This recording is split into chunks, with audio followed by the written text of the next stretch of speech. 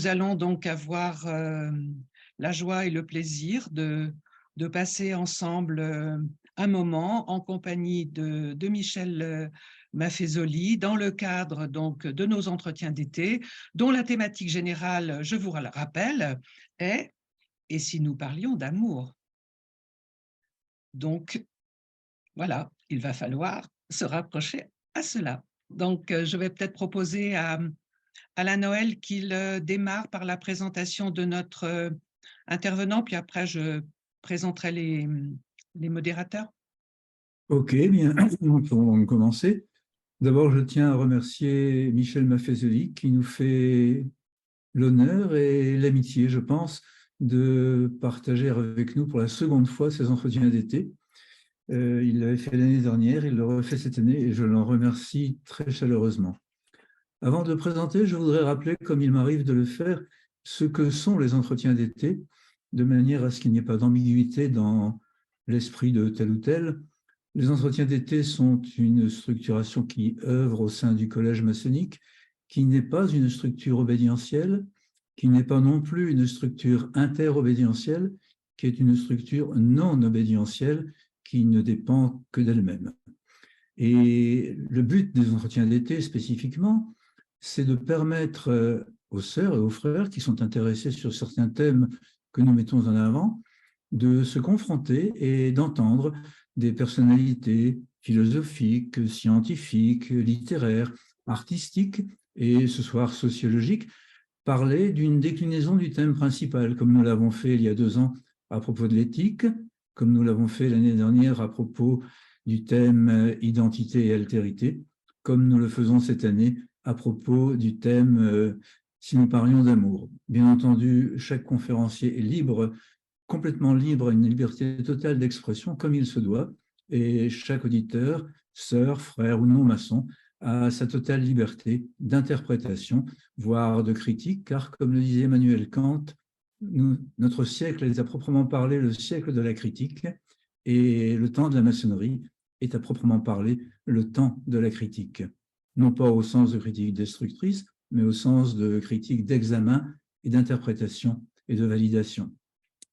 Donc Michel Maffezoli nous fait l'honneur de participer sur ce thème avec un titre qui s'appelle aujourd'hui Ordo Amoris et Postmodernité. Michel Maffezoli est professeur émérite à la Sorbonne.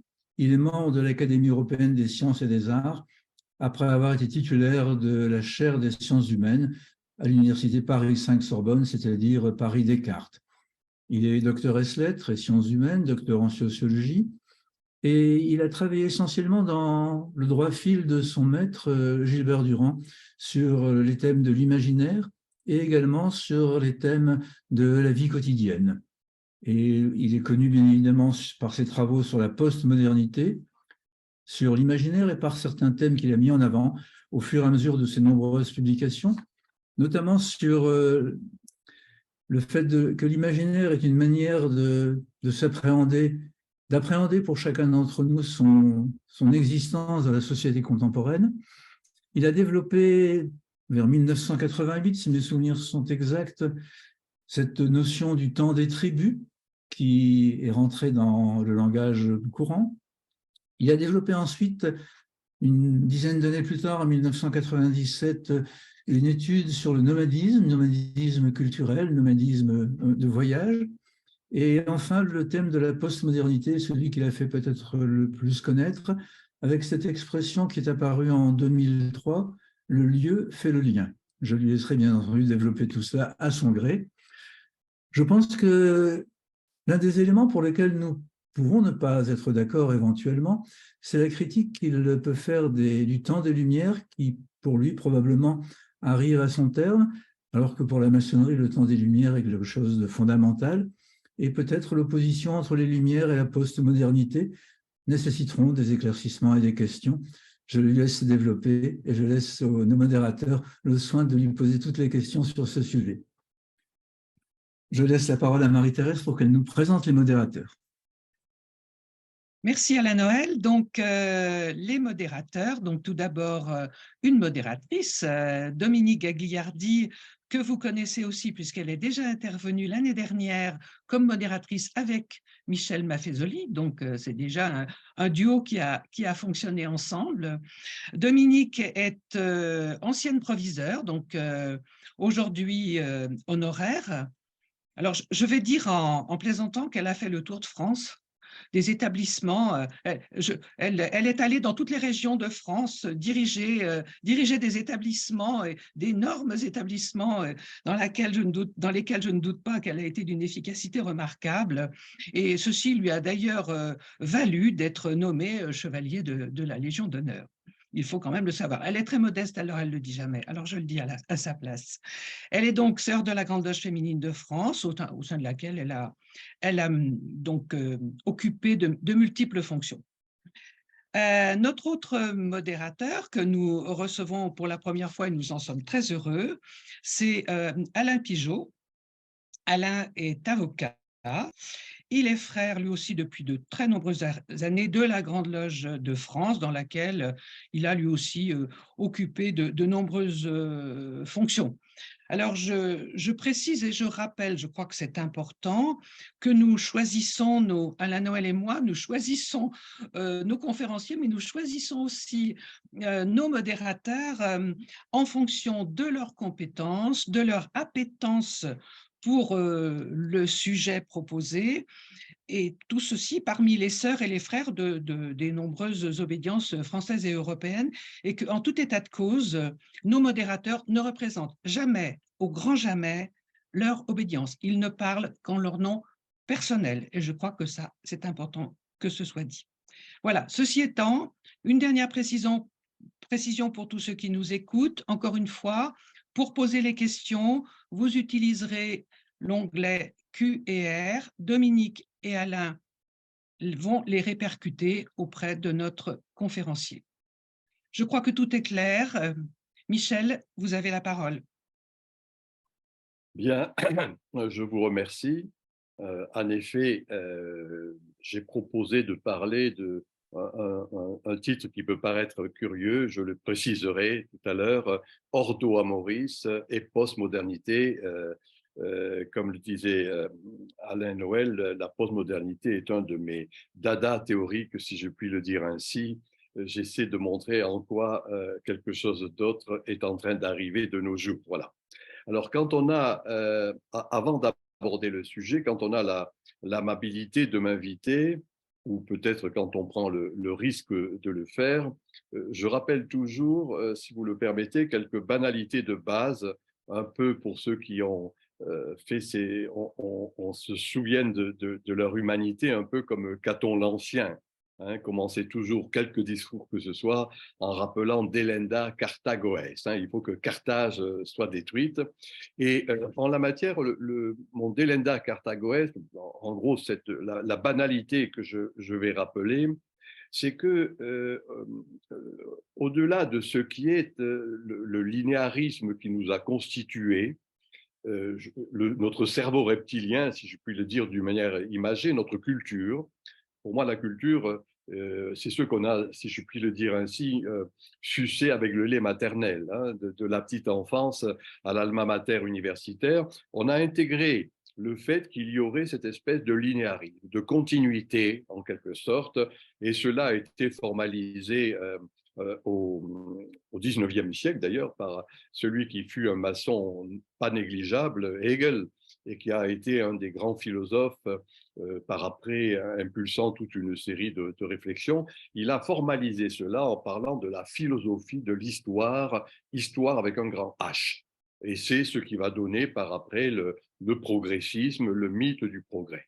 Il se trouve, moi, que depuis les années 70, justement, quand j'ai fait ma thèse d'État sous la direction de mon maître et ami Gilbert Durand, j'ai fait une critique de ce mythe du progrès en rappelant, et voilà la première banalité que je tiens à dire, qui est bien sûr en relation avec l'exposé que je vais faire, c'est qu'au-delà de ce linéarisme, au-delà ou en deçà de ce progressisme, il y a, qu'on le veuille ou non, quand on regarde, je dirais, sur 2000 ans de temps, qui est notre champ d'observation, il y a des époques.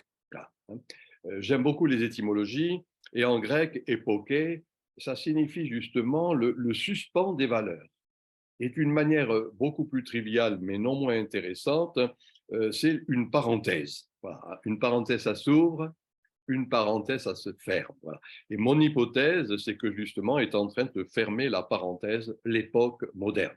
Ce qui commence avec le XVIIe siècle, ce qui se conforte avec la philosophie des Lumières, en effet, au XVIIIe siècle, ce qui se systématise tout au long du XIXe siècle par les divers systèmes sociaux, et ce qui se vit tant bien que mal jusqu'à la moitié du siècle précédent, les années 50 et les années 60. Pour moi, c'est la fin de cette modernité. Donc, une époque, ça dure 3-4 siècles en quelque sorte.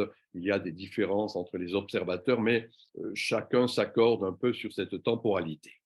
Entre les époques, et c'est ce que nous vivons, ce qu'on voit régulièrement d'ailleurs quand on regarde l'histoire, il y a des périodes. Et pour moi, il y a une différence entre une époque qui dure 3-4 siècles et une période, ce que nous vivons, qui dure quelques décennies. Période quelque peu crépusculaire, pourrait-on dire, où en quelque sorte on pressent ce qui est en train de s'achever, je dis bien on pressent, et en même temps on balbutie, si je puis dire, ce qui est en train de naître. On n'arrive pas à le formaliser véritablement. Et pour moi, c'est un peu quelque chose de cet ordre qui est en jeu.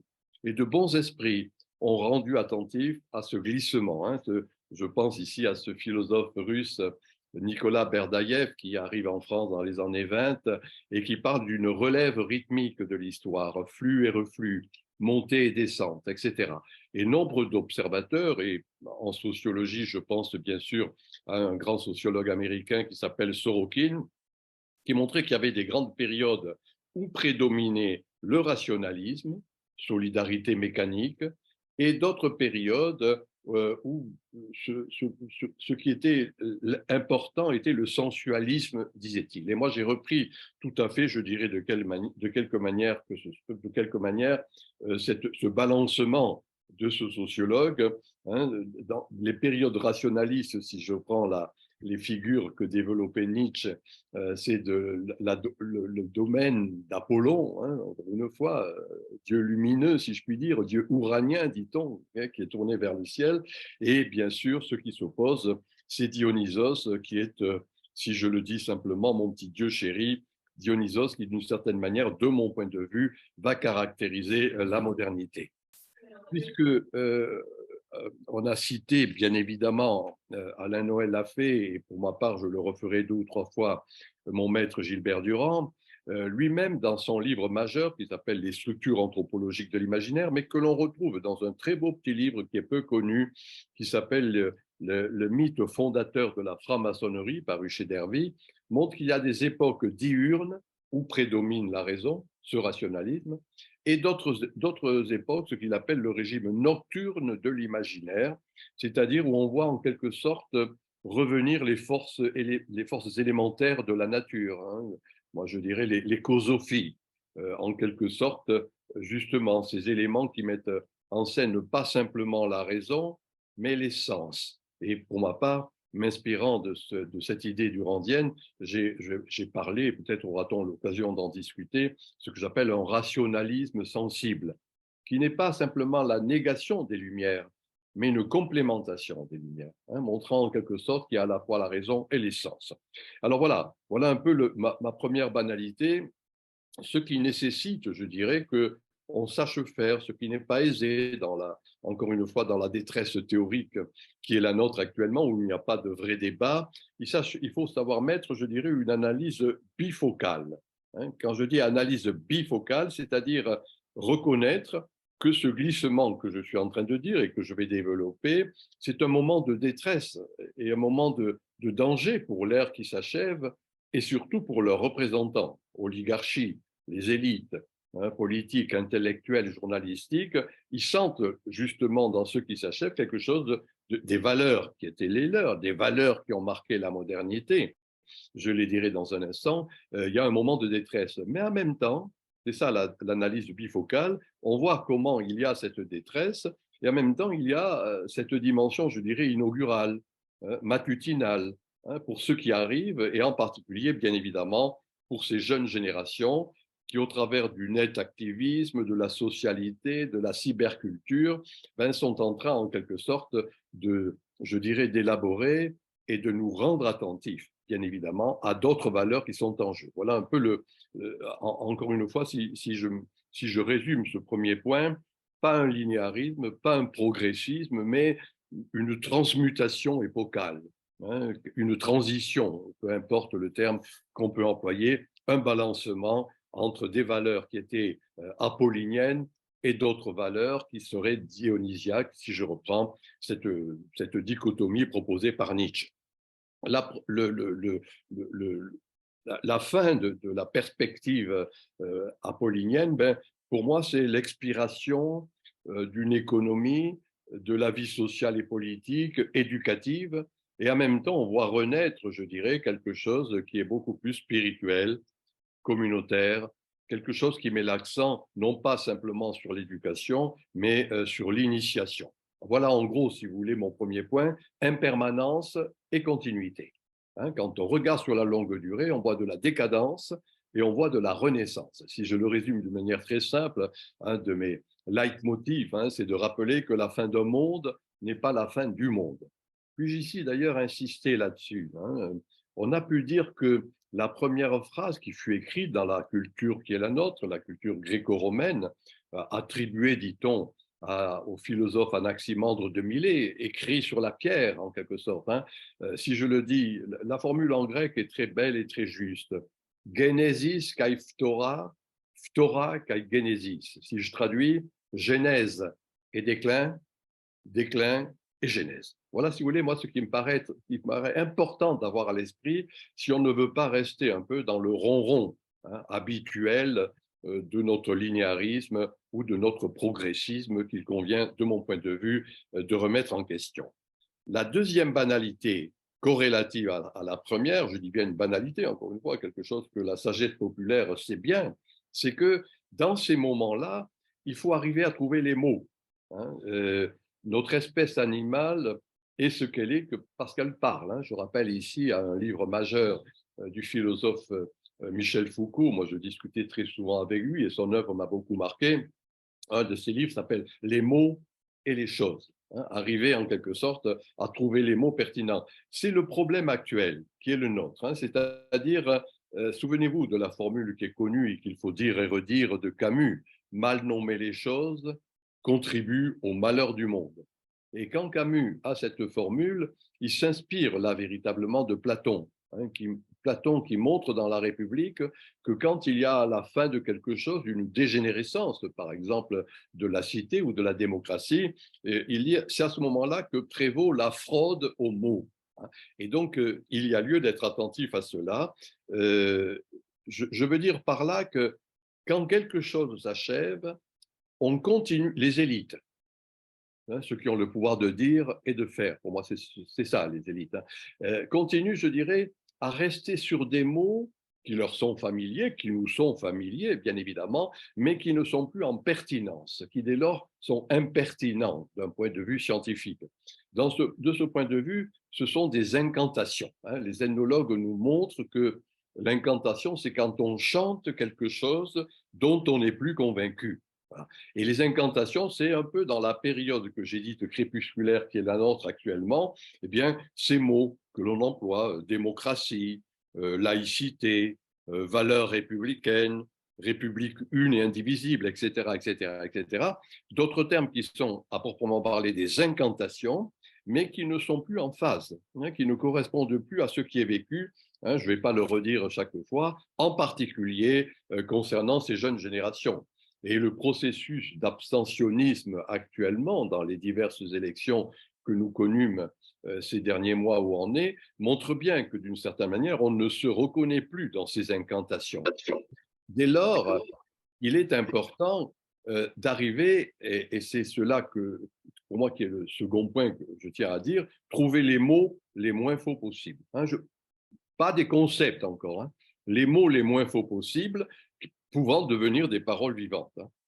Rappelons cela, hein, et là encore, je citerai 2 ou 3 fois ce philosophe qui m'a marqué, Heidegger, le verbe est stricto sensu régénérant. Et quand Heidegger a cette formule, il fait référence d'ailleurs à l'évangile de Jean, chapitre 1, verset 1, au début était le verbe, etc., tout à l'avenant. Voilà le second point, arriver à trouver les mots. Hein, je dis bien, encore une fois, les mots les moins faux possibles, qui, d'une certaine manière, permettront en quelque sorte de ressouder, hein, de faire en sorte que communauté il y ait. La troisième banalité, hein, quand il y a ce changement d'époque, cette transmutation, je dirais, qui crève les yeux, qu'on ne veut pas voir, mais qui est là tellement évidente, quand il me paraît important de trouver les mots qui soient en relation avec cette mutation, il y a toujours un décalage, je le dis très simplement, hein, entre la société officielle, ceux qui ont le pouvoir, et la société officieuse, hein, c'est-à-dire ce qui constitue, pour le dire simplement, le peuple. Hein. Et on est dans un moment, encore une fois, ce n'est pas la première fois que cela arrive, chaque fois qu'il y a une fin de période, une époque n'est plus en pertinence avec le temps. Et il y a un déphasage, un décalage, un désamour. Hein, entre les élites, pour dire bref, encore une fois, j'ai dit ce qu'il en était, et le peuple, en particulier, hein, un décalage et un désamour concernant ces jeunes générations. Société officielle, société officieuse, société instituée, société instituante. Et donc, il en reste pas moins qu'il y a lieu de s'ajuster à ce qui est instituant, si je le dis là en des termes un peu plus sociologiques, partant du principe que quand il y a ce décalage, eh bien, il y a, et c'est cela qui est en jeu actuellement, ce que j'ai nommé, moi, l'ère des soulèvements, hein, un désaccord, soulèvement, révolte, insurrection, multiples et diverses, et l'actualité dans les 2-3 ans qui viennent de s'écouler n'est pas indemne, justement, de ces soulèvements. Pour moi, ce n'est que l'expression, si je puis dire ainsi, hein, la manifestation du décalage que je viens de dire. Et à ce moment-là, ben voilà, il faut en quelque sorte faire un effort de pensée. Hein, un effort de pensée, prendre soin des idées, trouver les idées mères. Chateaubriand disait, lui qui a vécu hein, ce passage de l'Ancien Régime à la Révolution française, ce qu'il appelait des idées principes. Hein, c'est-à-dire ce à partir de quoi il y a une structuration, en quelque sorte, de la société. Voilà un peu les 3 points qui me paraissent importants pour dépasser, hein, j'ai employé l'expression, je le redis, cette espèce de détresse théorique qui est le propre d'ailleurs de toutes les périodes de décadence, hein, où dans le fond, ce que j'appelle d'une manière un peu provocante, la médiocrité de la médiacratie, c'est-à-dire des espèces de multiples généralités constituant, disons-le tout simplement, le non-débat actuel. Hein. Ce grand théoricien que j'aime beaucoup citer, Raymond DeVos, disait quand je n'ai rien à dire, je veux que ça se sache. Et d'une certaine manière, tout ce qui est le propre des divers débats politiques, journalistiques, des divers experts, eh bien, repose encore une fois sur cette espèce de médiocrité. Voilà un peu les 3 points, si vous voulez, qui me paraissaient nécessaires de rappeler avant de rentrer dans le vif du sujet. Je précise également que je suis obligé de le dire parce que très souvent on me critique là-dessus, à l'encontre de ce qu'est le moralisme ambiant. Je ne suis pas moraliste, hein, c'est-à-dire dans le sens nietzschéen ou webérien du terme, le moralisme, c'est quand on pense ce que devrait être la société, le monde, ce qu'on aimerait qu'il soit, ce qui pourrait être, hein, ce qu'on appelle une logique du devoir-être. Et qu'à l'opposé de cela, moi, mon propos, un propos, je dirais, phénoménologique, hein, c'est-à-dire de constater ce qui est, hein, sans me prononcer, sans dire si c'est bien, si c'est mal. Ma position a toujours été ni judicative, ni normative. Hein, encore une fois, faisant en quelque sorte quelques constats. Hein, par exemple, en effet, les lumières qui deviennent clignotantes, voilà un constat. Maintenant, je ne dis pas, moi, si c'est bien, si c'est mal. Je dis que c'est ainsi. Les maîtres qui furent les miens, Gilbert Durand ou Julien Freund à Strasbourg, m'ont appris quelque chose de très simple, hein, l'expression, je le redis, neutralité axiologique. Neutralité axiologique. On essaie de décrire on essaie de constater un certain nombre de choses. Et de ce point de vue, cette opposition, j'emprunte ce terme à celui qui est un de mes inspirateurs, Joseph de Maistre, qu'il développe très souvent dans les soirées de Saint-Pétersbourg, attitude métapolitique. Et c'est cette attitude métapolitique qui, pour moi, a guidé mon travail sur la longue durée. Cette attitude métapolitique, d'ailleurs, et j'en termine là-dessus, c'est quelque chose, comment dire, qui n'est pas dogmatique, qui est adogmatique, ou plus exactement, qui s'emploie à montrer que ce qui est important, c'est le questionnement. Aristote, quand justement il montre la différence entre la doxa, l'opinion, et pour lui la philosophie, la pensée, il dit il faut savoir poser des questions. En grec, c'est kalos apoierestai, c'est-à-dire poser bellement des apories, si je puis dire, des questions, le questionnement. Et j'insiste là-dessus. Moi, je crois que dans un moment où il y a un retour de l'Inquisition, retour du dogmatisme sous ses diverses modulations, il faut avoir l'humilité, en quelque sorte, de savoir questionner, de poser des questions avant, bien évidemment, de donner des réponses. Voilà, si vous voulez, le propos préalable pour rendre attentif à cette mutation de fond. J'ai dit tout à l'heure transmutation épocale, une expression un peu sophistiquée, mais qui montre bien qu'il y a un changement d'époque qui est en jeu. Alors pour moi, ce changement d'époque, je le dis de suite, je vais essayer de l'expliquer, c'est je dirais, le glissement ou la saturation de ce qu'était l'homo sapiens ou l'homo faber, celui qui agissait, vers un homo eroticus. La modernité, c'est l'homo sapiens, c'est l'homo faber.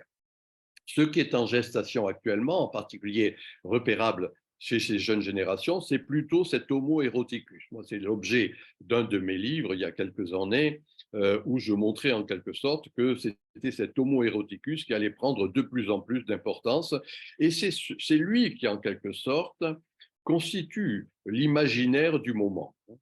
Je trouve que c'est important d'être attentif à cet imaginaire que nous a enseigné Gilbert Durand, c'est-à-dire, comment dire, se rendre compte que, dans le fond, on est pétri de rêves, de fantasmes, de fantasmagories, voire de fantaisies. C'est ça l'imaginaire, c'est-à-dire comprendre le réel à partir de ce qui est réputé irréel. Et en sachant et en reconnaissant qu'il y a, encore une fois, régulièrement, en fonction des époques, un changement dans l'imaginaire. L'imaginaire, Durand avait une expression très simple, d'ailleurs, il disait c'est une atmosphère mentale, c'est un climat. Et comme il y a, stricto sensu, un changement climatique que l'on peut actuellement observer, eh bien, il y a aussi un changement climatique dans l'esprit.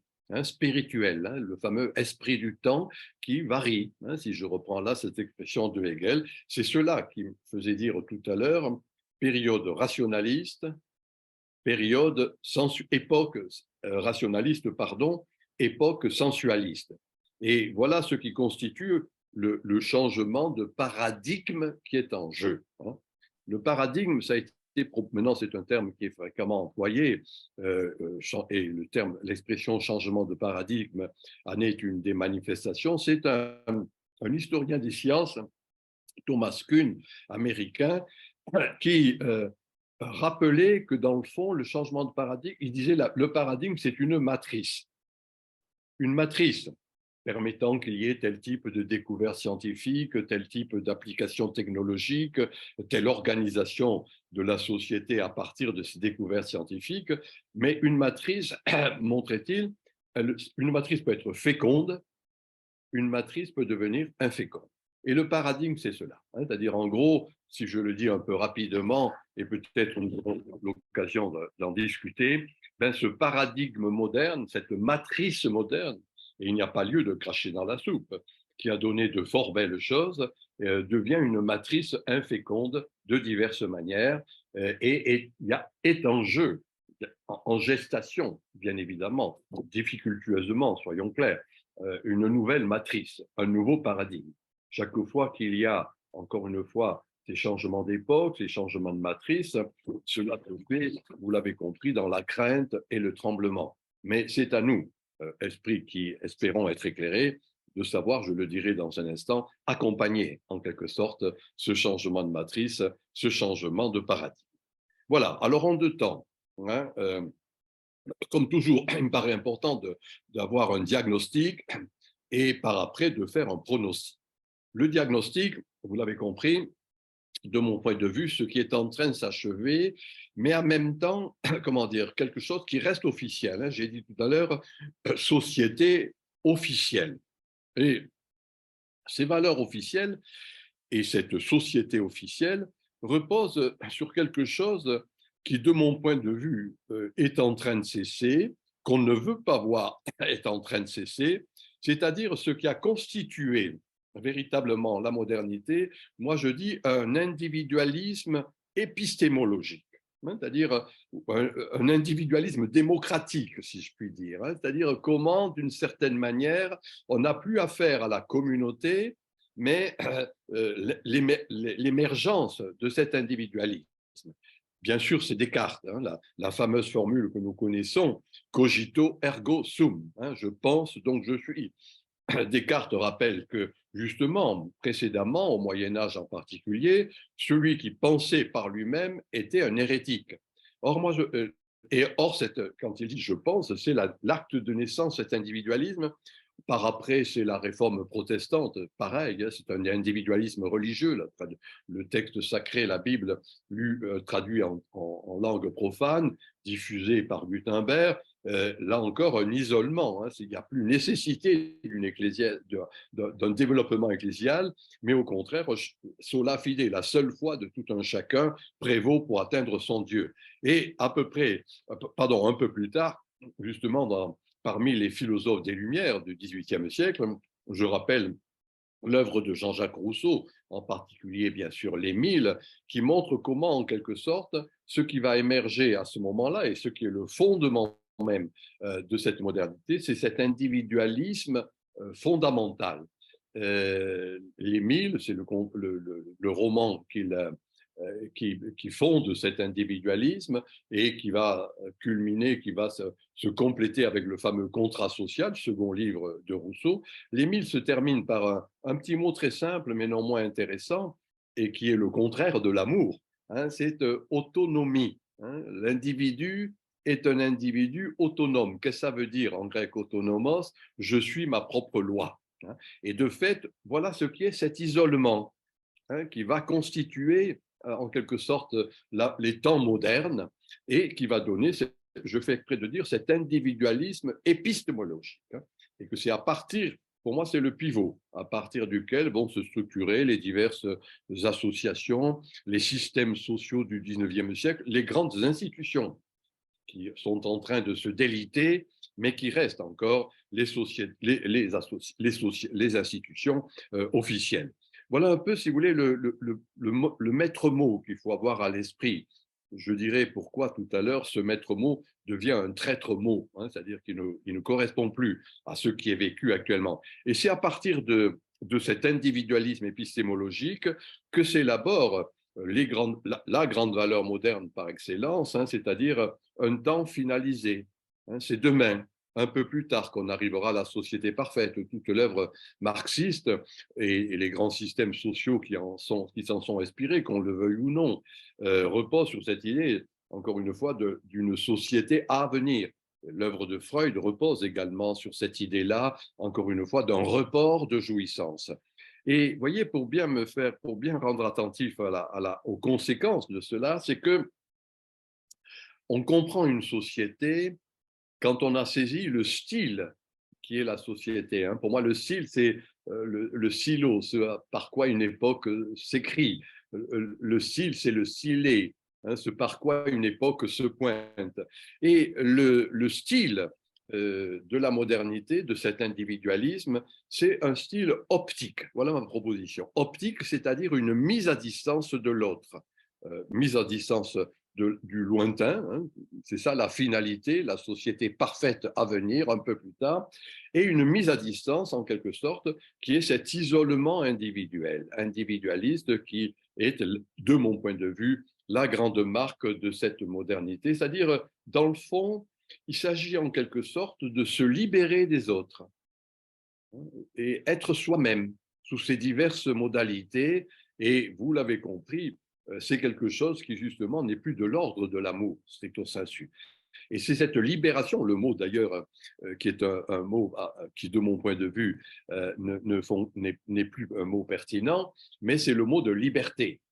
Je sais ce que peut avoir de provoquant ma proposition, mais la liberté, c'est quelque chose de moderne, c'est-à-dire se libérer des autres, ne plus être en connexion avec l'autre, et donc, encore une fois, ne plus reposer, ne plus penser l'organisation sociale à partir justement de diverses de connivences, de rapports, de réversibilité, d'interaction. On peut multiplier les expressions de cet ordre.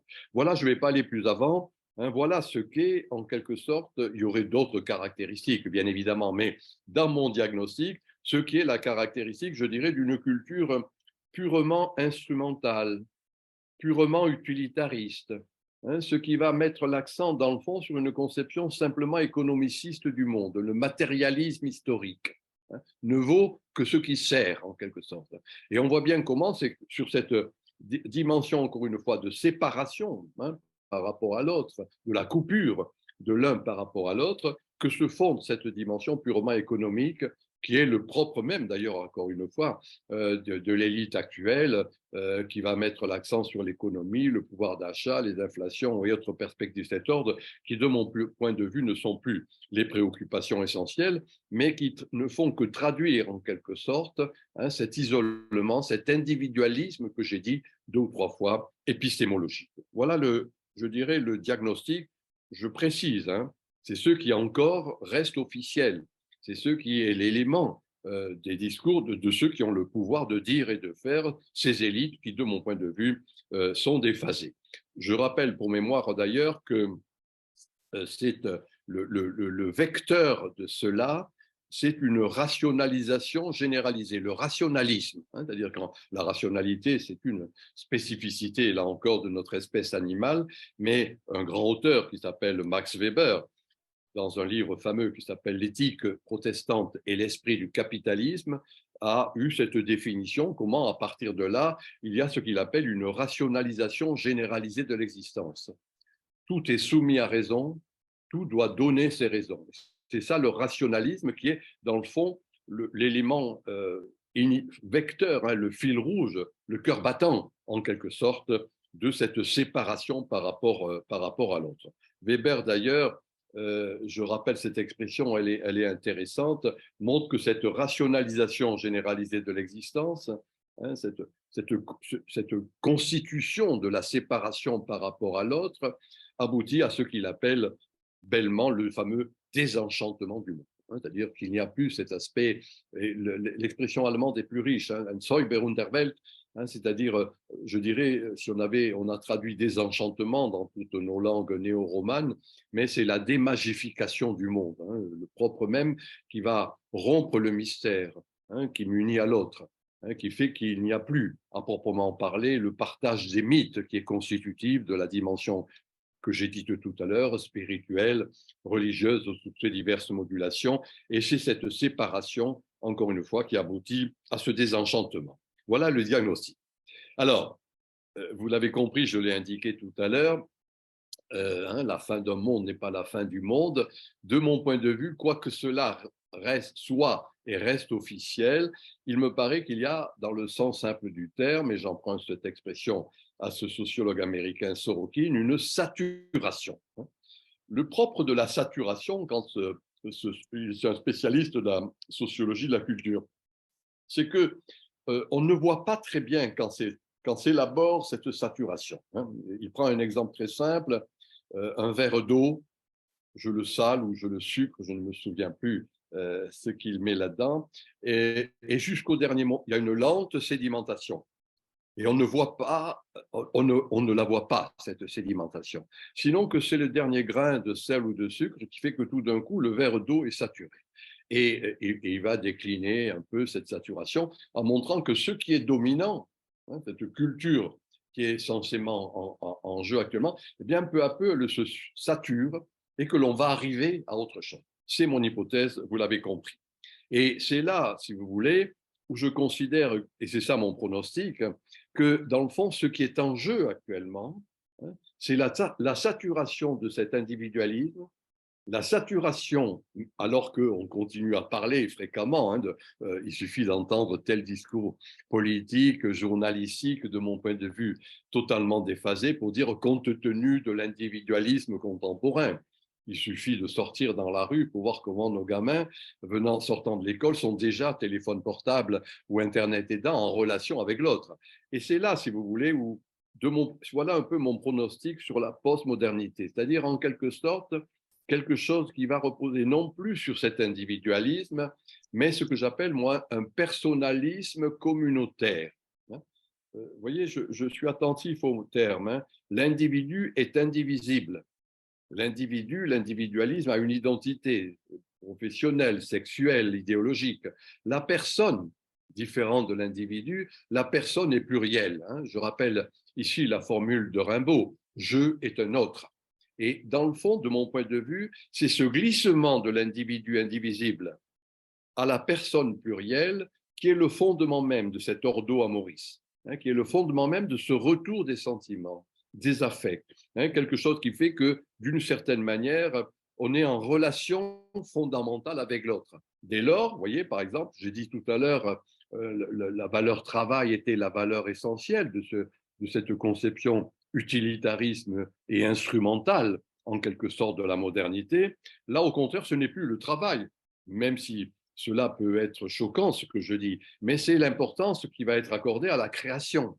Intéressant de voir comment ces jeunes générations s'emploient à faire de leur vie une œuvre d'art, ou encore une expression que nous avons entendue dans nombre de nos disques, de la manière que je dis, ou d'une manière plus ou moins sophistiquée, ou au contraire très simple, ne plus perdre sa vie à la gagner. Hein, et voir en quelque sorte comment c'est à partir de là, je dirais qu'il y a une espèce, et voilà le retour de l'affect, une espèce d'hédonisme. Vous voyez, le propre de l'hédonisme, c'est une conception esthétique du monde. Hein. Chez les Grecs, aesthesis, c'était éprouver avec d'autres, des sentiments, des passions, des émotions, et avec d'ailleurs la valorisation du corps. Le corps, Michel Foucault, que j'ai cité tout à l'heure, rappelle qu'au 19e, le corps n'est légitime que s'il produit ou s'il reproduit.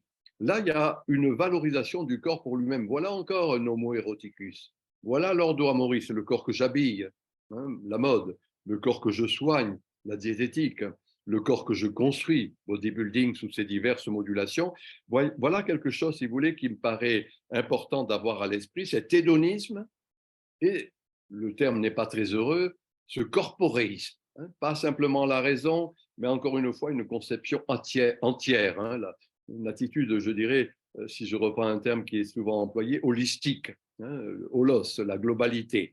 Et voilà, pour moi, le pronostic que je fais. Et du coup, on n'est plus, et voilà ce qui est, je dirais, le cœur de ce qui est votre préoccupation tout cet été et de ce collège maçonnique, c'est-à-dire que le style ne va plus être un style que j'ai dit tout à l'heure, si vous vous souvenez, un style optique. Optique, c'est la mise à distance, mais au contraire, un style tactile.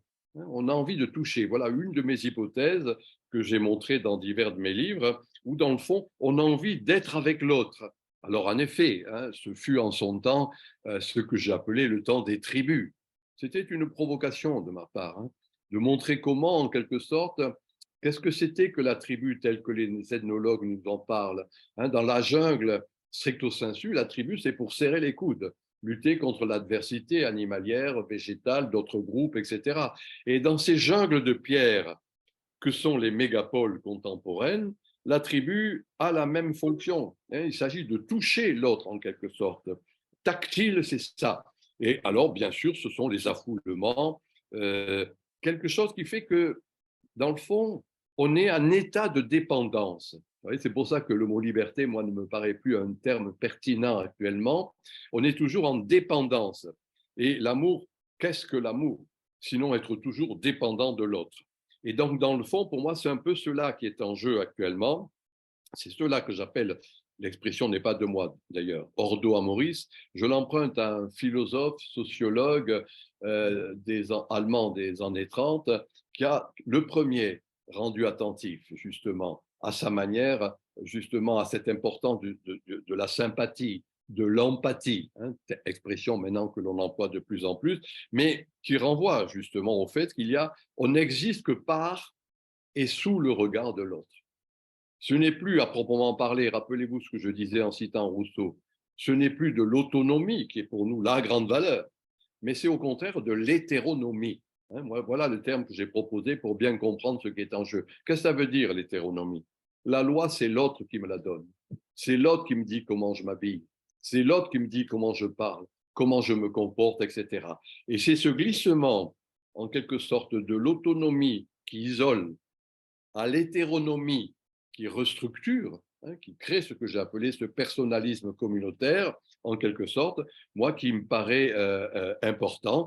Et il est d'ailleurs une expression qui a été proposée par un sociologue de surcroît franc-maçon belge, Marcel Boldebal, qui a parlé de la reliance. Hein, reliance, néologisme chilanais, mais qui traduit bien cela en quelque sorte, c'est-à-dire être relié à l'autre, reliant, être en confiance avec l'autre, si je le traduis, si je reprends l'expression anglaise. Voilà, vous voyez, ce qui me paraît être important actuellement, c'est ça, l'empathie, la sympathie. Et on pourrait multiplier à l'infini en rappelant ce que veut dire la sympathie et l'empathie, hein, pathos, hein, ce qui est vécu à bien des égards avec d'autres et d'une manière diverse. Voilà, si vous voulez, le fil rouge, hein, le cœur battant, à mon sens, de ce retour. C'est intéressant de voir d'ailleurs de plus en plus employer cette expression qui n'est pas d'ailleurs, qui n'est pas dans le littré, qui est un néologisme en français, mais qu'il est intéressant d'avoir à l'esprit, l'émotionnel. Hein. L'émotionnel, ce n'est pas l'émotif. L'émotif, ça, c'est une caractéristique psychologique. L'émotionnel, on le retrouve dans la philosophie allemande pour décrire justement le fait qu'on, comment dire cela, on baigne dans une ambiance, on participe à un imaginaire collectif. Et cet émotionnel, il est justement dans le fait que, regardez ces mots qui sont des mots un peu savants, mais qui de plus en plus sont répandus, le ludique, le festif, l'onirique. Or, il se trouve, si vous voulez, que le ludique, le festif et l'onirique, ce n'est pas du tout individuel. C'est quelque chose qui est toujours communautaire. Hein. On ne peut jouer, on ne peut rêver, on ne peut fêter de diverses manières qu'à partir, encore une fois, de cette espèce, disons-le tout simplement, de communion. Voilà, moi, ce que j'ai proposé d'appeler, en quelque sorte, une éthique de l'esthétique.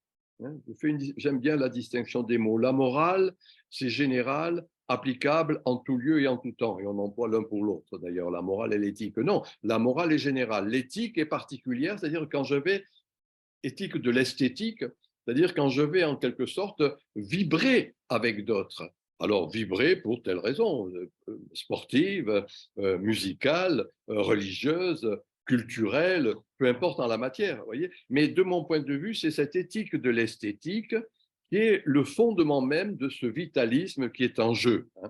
Alors, le paradoxe, hein, comme toujours, hein, c'est Goethe, hein, je rappelle ce grand franc-maçon qui était Goethe, qui disait que chaque époque, rappelait-il, en son moment naissant, chaque époque est paradoxale. Hein, c'est-à-dire qu'il y a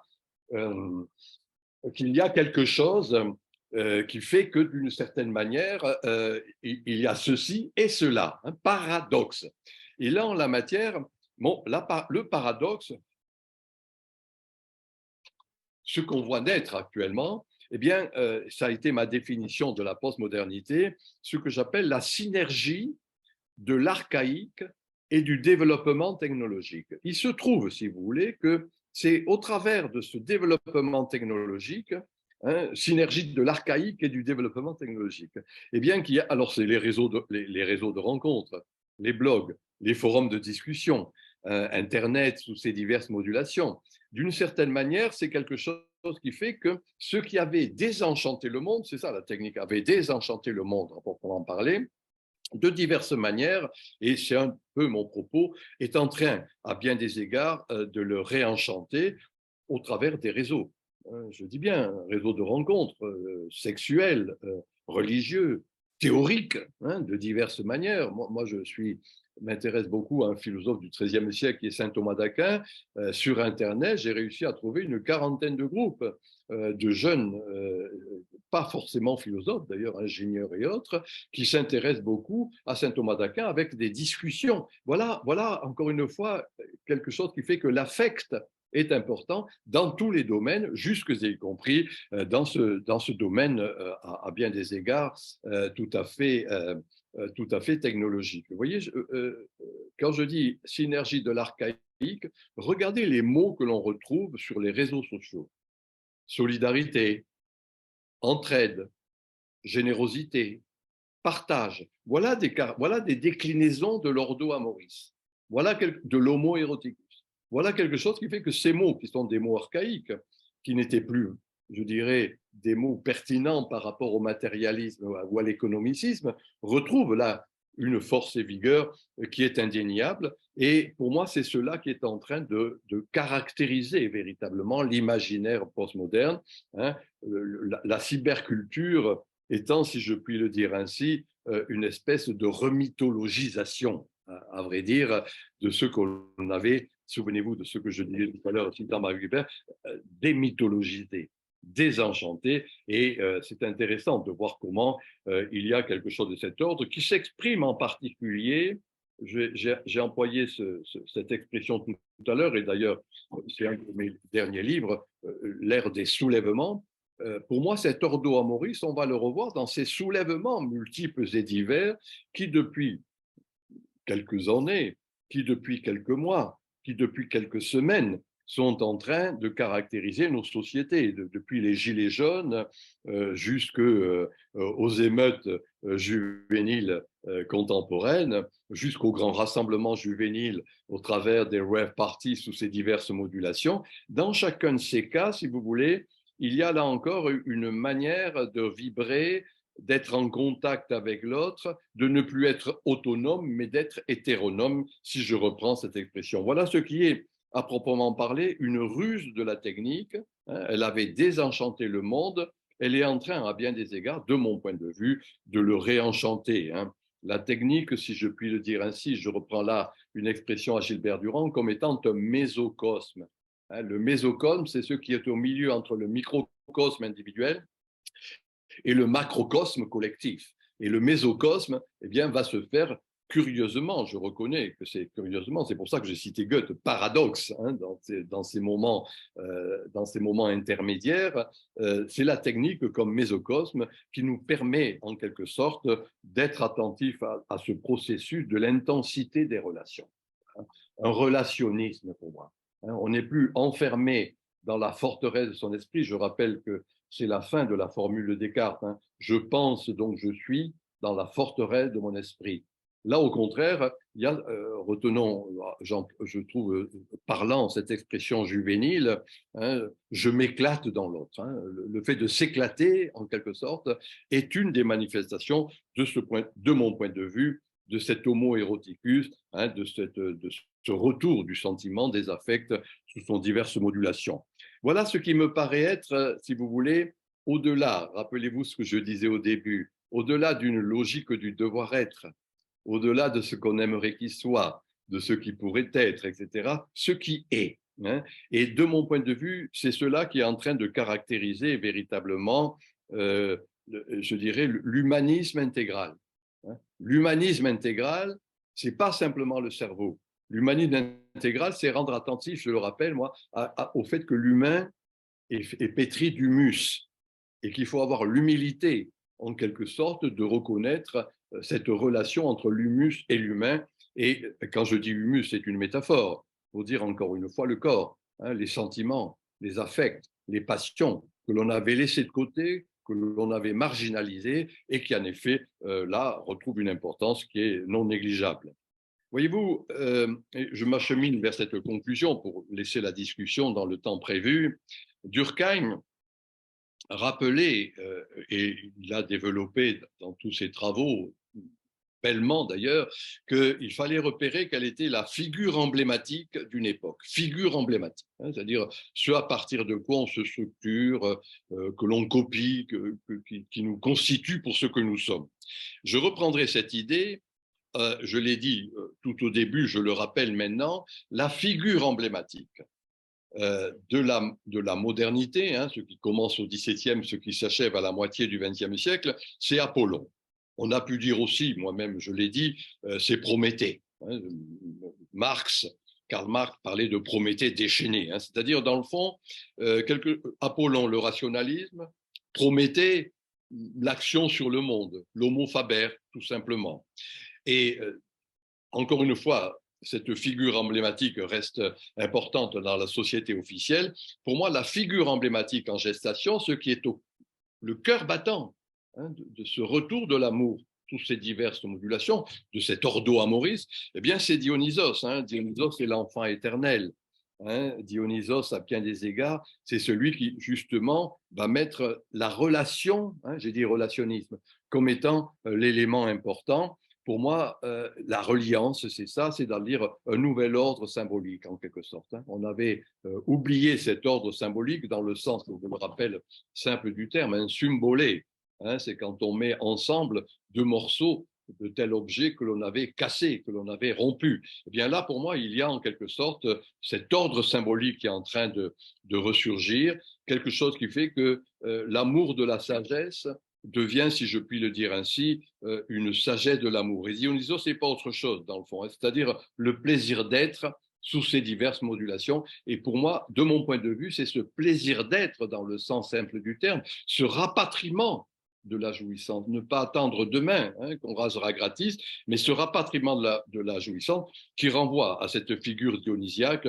Un de mes livres s'intitule L'ombre de Dionysos, hein, comme Dionysos étend son ombre progressivement sur l'ensemble de la société. Pour moi, c'est un peu cela qui caractérise, si vous voulez, le fait qu'on est en train de passer d'une société purement industrieuse, purement matérialiste, à une société où va prévaloir à bien des égards le spirituel et le symbolique. Hein.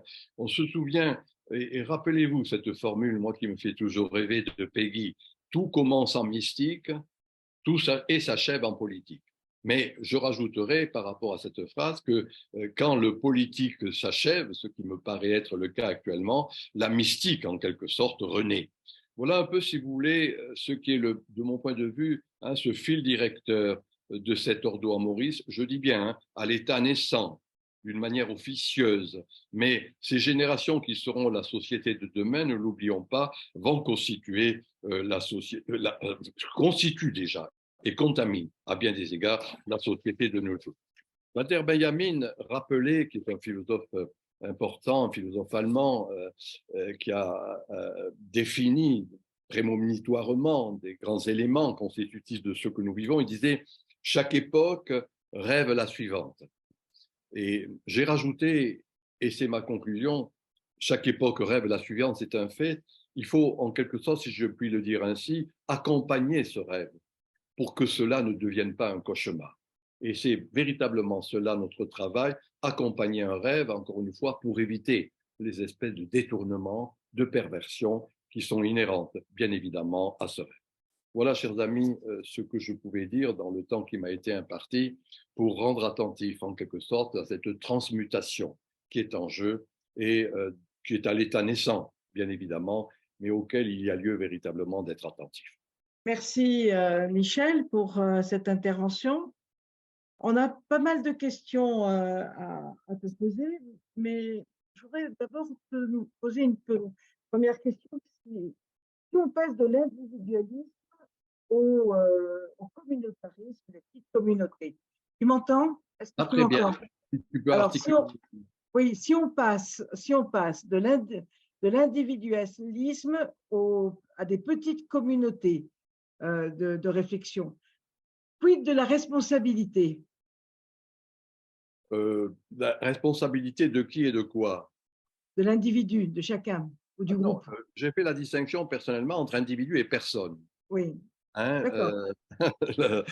j'ai rappelé que ce qui a été prévalent dans la modernité, c'était l'individu et l'individualisme.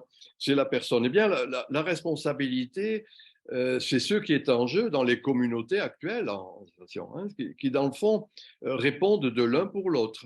Hein. Il n'y a plus simplement l'imposition, hein, d'une structure officielle, des institutions qui imposent en quelque sorte quelles sont les valeurs qu'il convient de mettre en œuvre, mais la responsabilité, si je reprends ce mot, on répond avec d'autres, Alors, ensemble. Hein, c'est ça que j'appelle, moi, un personnalisme communautaire.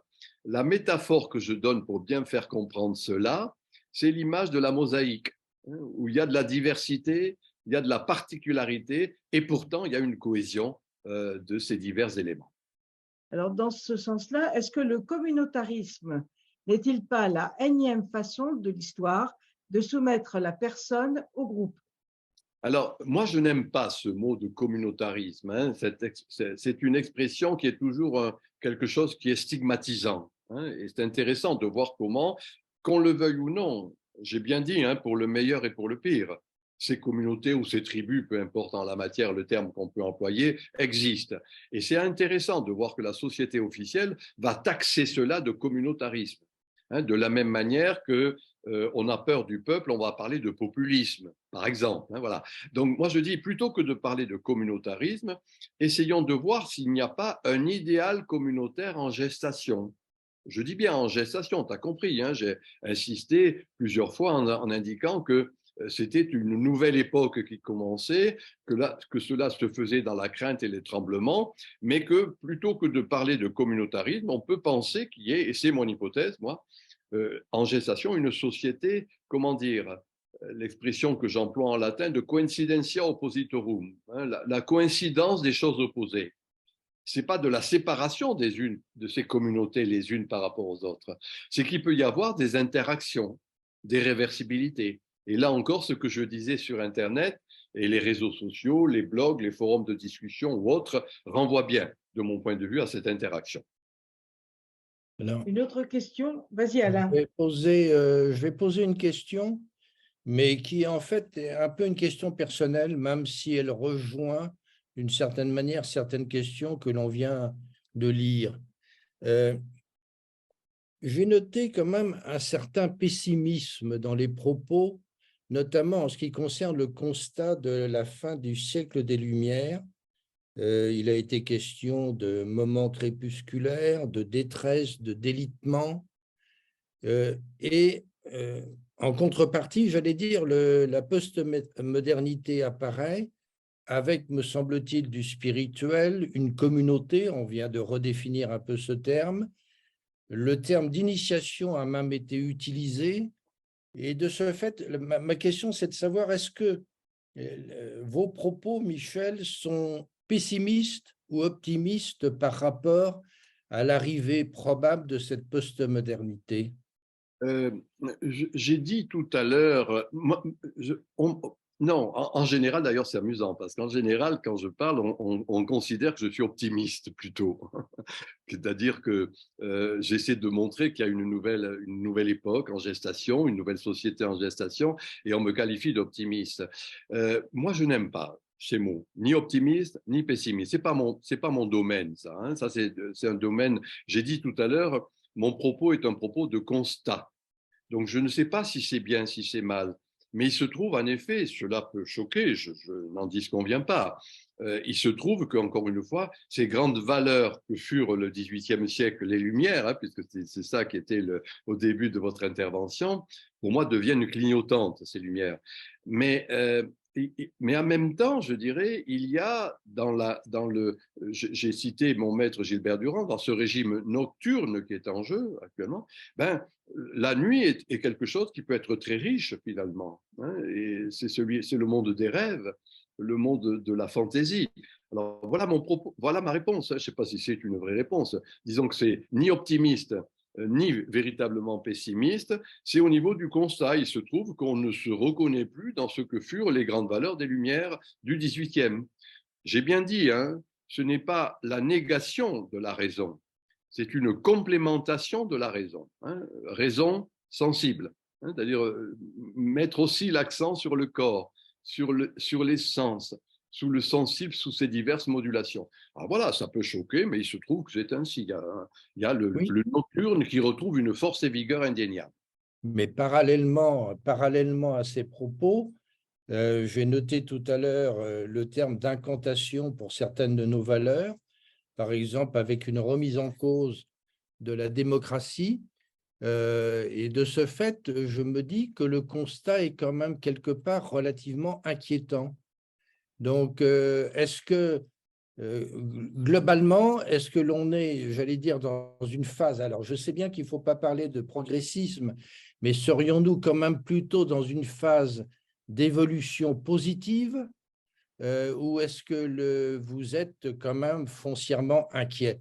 Je ne vais plus parler d'optimisme ou de pessimisme. Est-ce que l'inquiétude est de rigueur? En tout cas, moi, je ne suis absolument pas inquiet, hein. Ce sont des catégories qui me sont totalement étrangères. Oui, on observe qu'il y a la fin de cet idéal démocratique, hein. Prenons les dernières élections, 53% d'abstentionnisme, non inscrits 3 ou 4 millions sur les listes électorales, vote blanc, vote nul, un élu actuellement, président ou député, représente 10% de la population. Ce n'est plus l'idéal, le bel idéal démocratique tel que cette grande dame de la pensée, Hannah Arendt, l'avait développé. En même temps, on voit ressurgir une autre manière d'être ensemble. Moi, j'ai proposé de parler d'idéal communautaire. Hein, comment vont s'ajuster, tant bien que mal, ces diverses communautés les unes par rapport aux autres. Hein, j'ai terminé en disant quelque chose qui est là, il faut l'accompagner pour éviter que ça devienne pire. Et que ça ne sert à rien de poser des stigmatisations, de montrer que d'une certaine manière, il y a de la détresse ou du pessimisme. Non, il se trouve que, qu'on le veuille ou non, ces tribus, communautés, peu importe les termes qu'on va employer, sont là. Eh ben, comment on fait de manière à que ça ne devienne pas pire, hein, que ces communautés s'agressent les unes par rapport aux autres, et c'est aussi une possibilité. Voilà, donc moi je ne suis pas inquiet, vous avez compris, je dis tout simplement, quand quelque chose meurt, toujours sur la base de ce qui meurt, quelque chose d'autre renaît.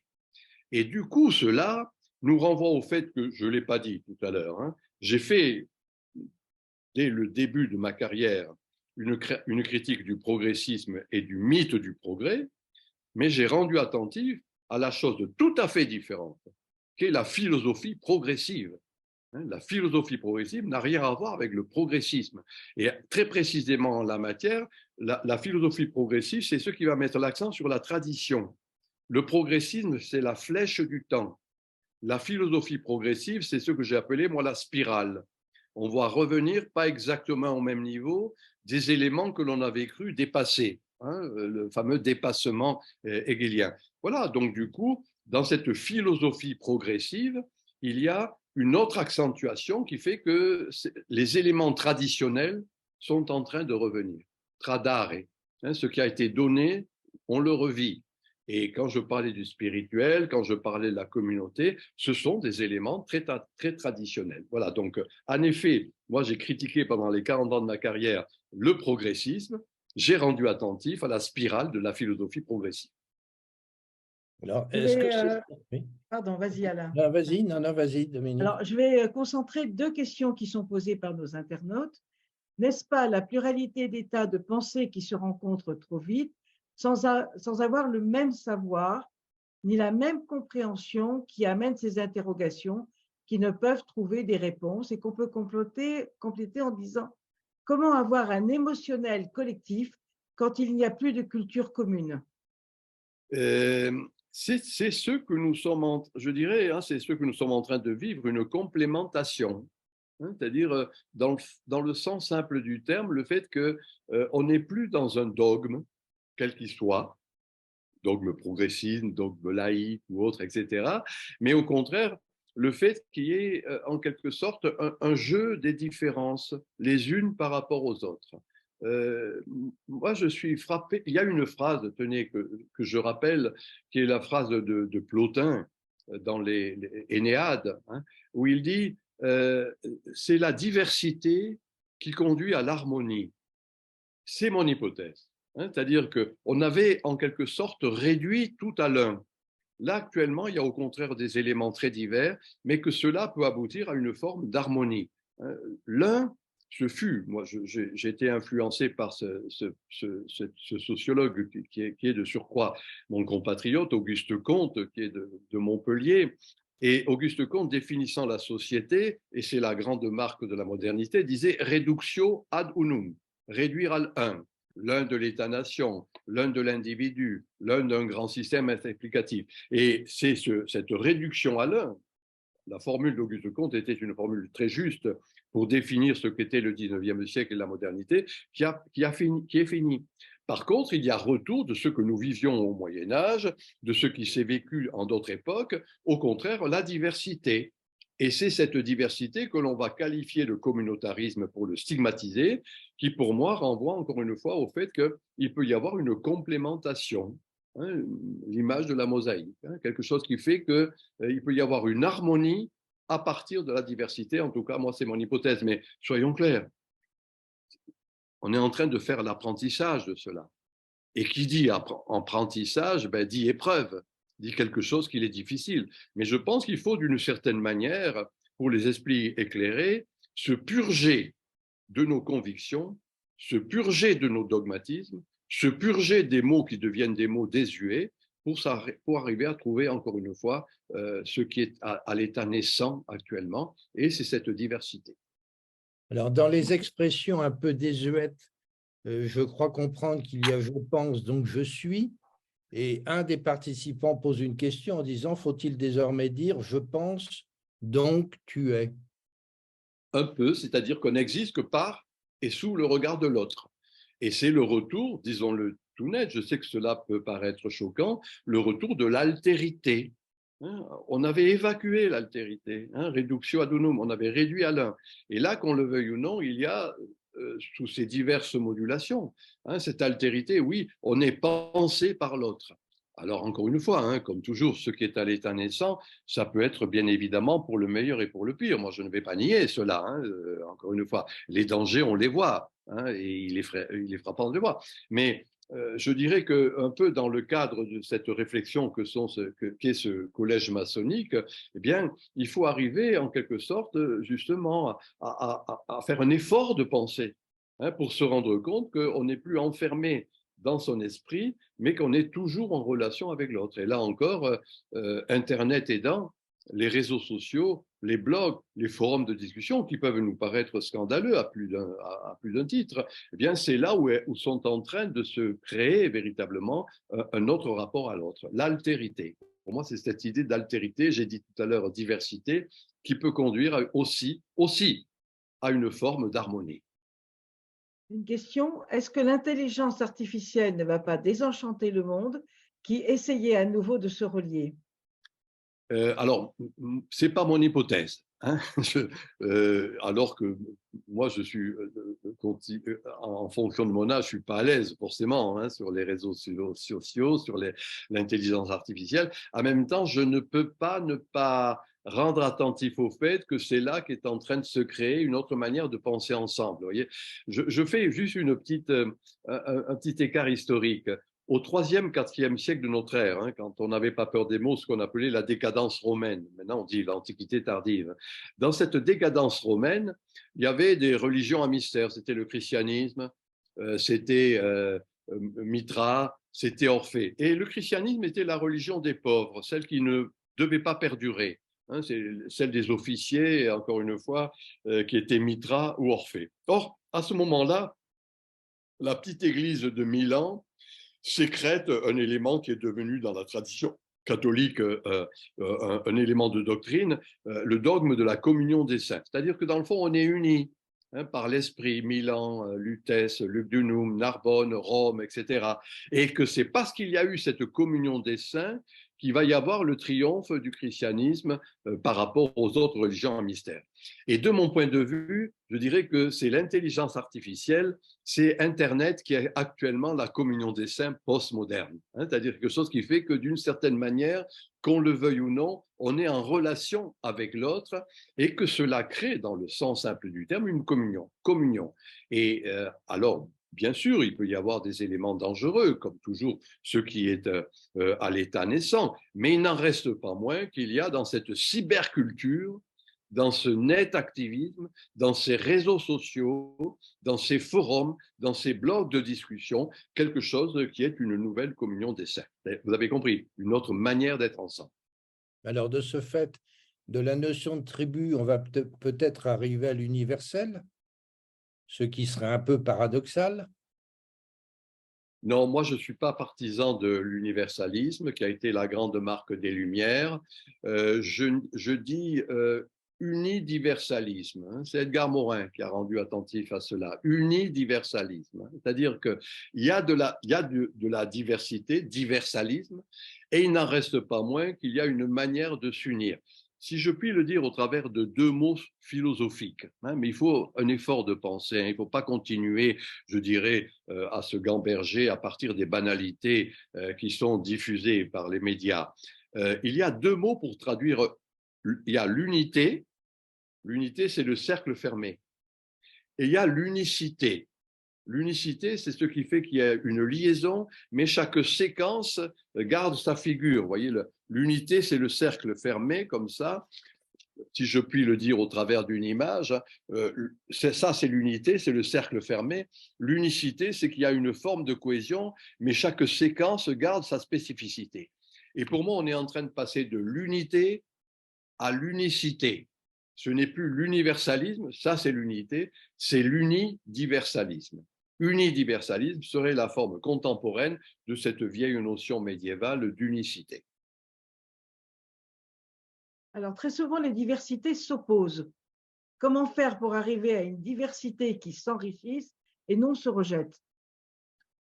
Je dis bien, c'est le travail qui est le nôtre actuellement. Hein, c'est vraiment ce qui est en gestation, c'est-à-dire ce qui a été la grande marque de la modernité, c'était le fameux dépassement. C'est le concept hegelien, qui ensuite a été le grand concept marxien. On va dépasser ceci, on va dépasser cela pour arriver à l'unité. Là, au contraire, je dirais, il y a une tension entre ces diverses communautés, ces diverses tribus, si on prend ma métaphore, etc. Mais la tension peut permettre une forme d'harmonie. Je vais donner une image très simple. La voûte de la cathédrale gothique ne repose pas sur le dépassement de la tension. C'est la tension, les pierres les unes sur les autres, qui assure sur la longue durée le maintien de la voûte de la cathédrale. Pour moi, c'est ce qui est en jeu actuellement. Hein, c'est-à-dire non pas dépasser les tensions, mais voir comment elles peuvent s'ajuster les unes par rapport aux autres, ces tensions, pour aboutir à une forme d'harmonie. Hein, la voûte de la cathédrale gothique. Hein, alors, bien évidemment, encore une fois, c'est pas la négation, c'est pas la dénégation, c'est pas le dépassement, le fameux dépassement de la tension, mais au contraire, voir que bon, la vie est justement, j'ai dit tout à l'heure, une coïncidence des choses opposées. Hein, et j'ai cité Plotin, l'harmonie à partir de la diversité. Alors, une question qui est peut-être humoristique, mai 68, quelle influence sur vous? Moi, j'ai pas du tout envie. Pour moi, ce fut très important, je dois dire. Est-ce que c'est le début de la post-modernité? Je le pense.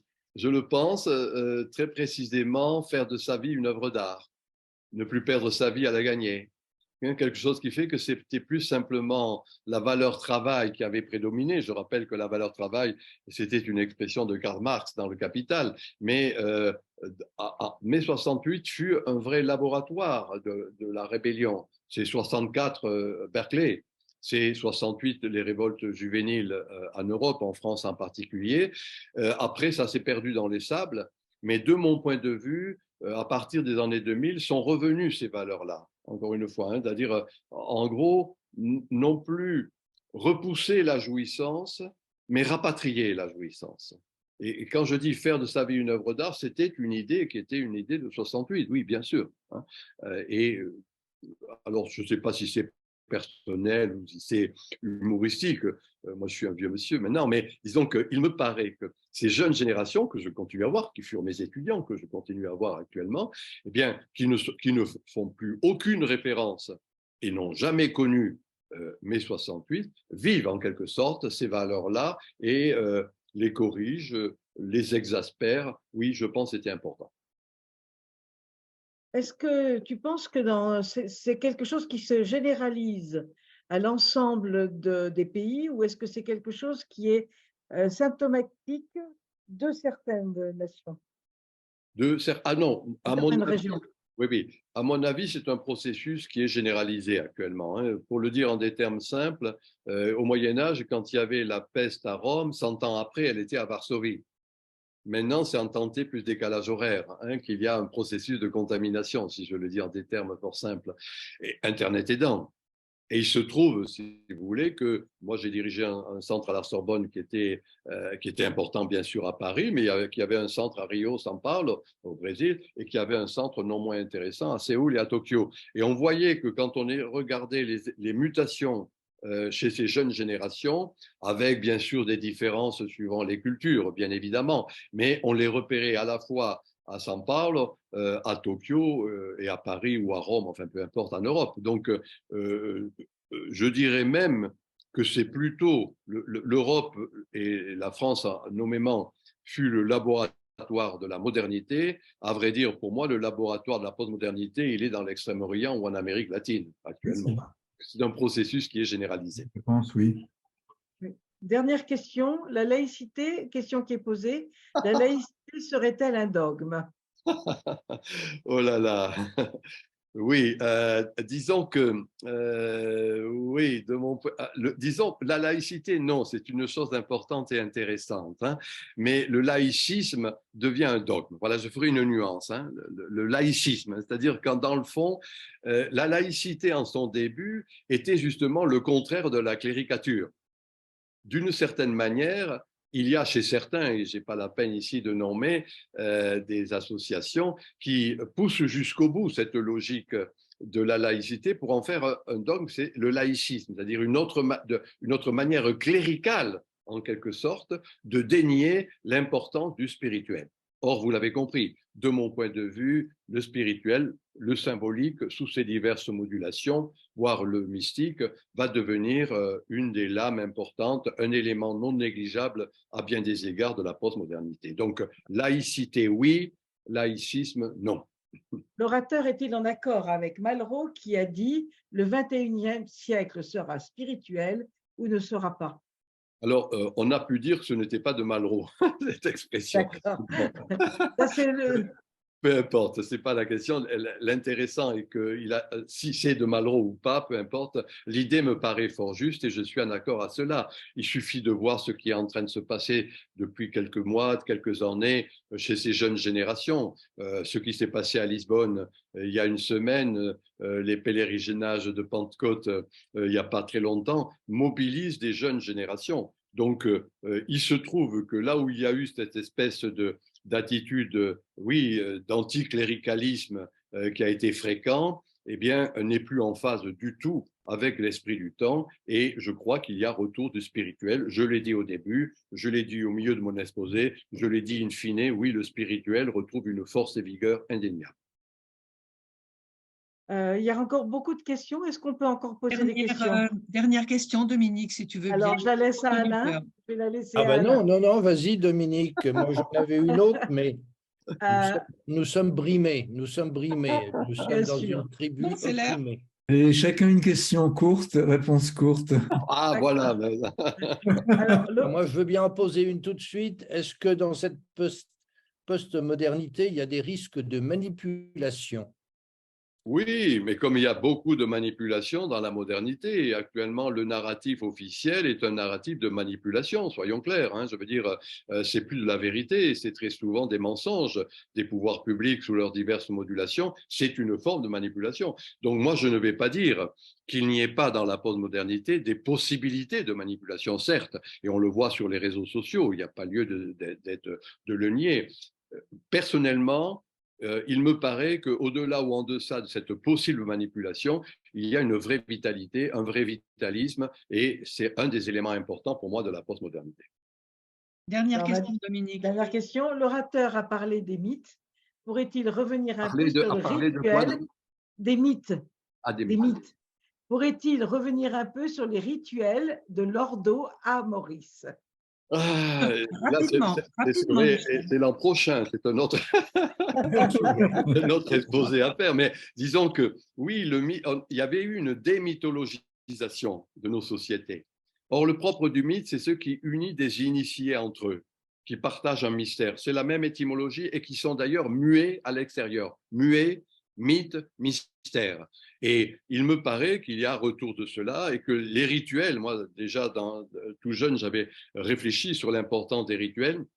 Ils retrouvent là une vigueur pas négligeable, mais qui montre que justement ces mythes que le rouleau compresseur du rationalisme l'avait évacué, il se trouve qu'il y a retour en quelque sorte de ces mythes et que c'est l'élément à partir duquel se cimente une manière d'être ensemble. Alors simplement dire qu'il y a encore beaucoup de questions et c'est dommage que le temps ne nous permette Voilà. pas d'aller Non. plus loin. Voilà, Merci Michel.